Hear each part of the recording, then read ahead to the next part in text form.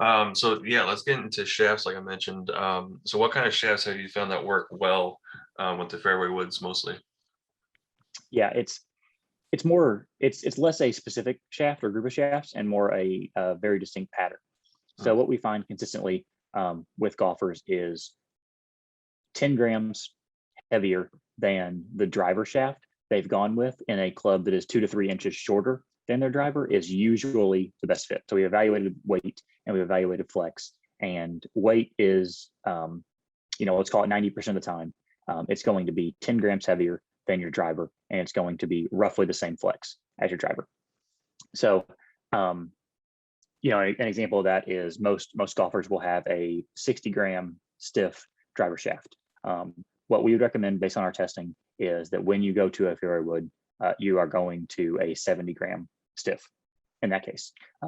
And so golfers that play 70-gram in their driver can either jump to heavier, so 75-gram, let's go stiff and stiff, or up into the 80-gram range. With the 80-gram range is less limited, but we find a lot of people who have never tried an 80-gram fairway wood shaft before that we throw it in their hands and instantly their delivery improves. Now, most of the time, those people are on higher ends of the speed spectrum.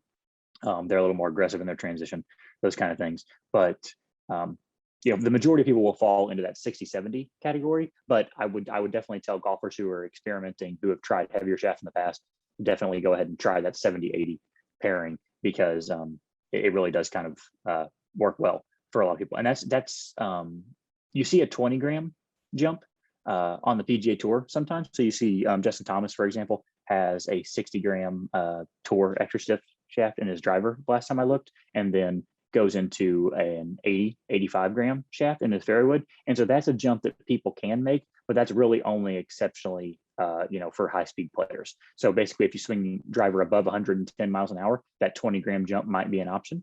yeah, what's Bryson using? Anybody else? That's a good question. I mean, I actually think he's experimented with a range of weights, because similar to us, he's kind of trying to isolate these variables and try to maximize performance anywhere he Just can a get little them. bit. So yeah, so he I think he's tried everything from 50 all the way up to 70 in his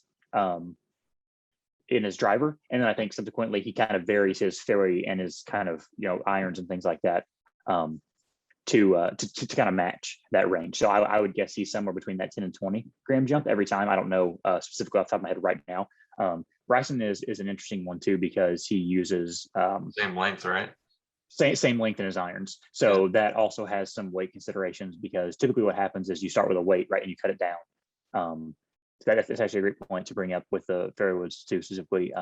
Just because that shaft is heavier than your driver shaft doesn't mean it will feel heavier, because you're cutting extra length off of it. So the way that shafts are weighed is they're weighed as the raw shaft, as the entire thing. So just anytime you cut length off of it, you're actually subtracting weight as well, right? So if you cut 3 inches, off of what would have been a driver shaft, you're roughly 10% lighter than you would have been overall. So if you start with a shaft that's 70 grams, and you cut it into a 3-wood length, you're actually looking at a shaft that probably falls in the mid 60s, somewhere around in there.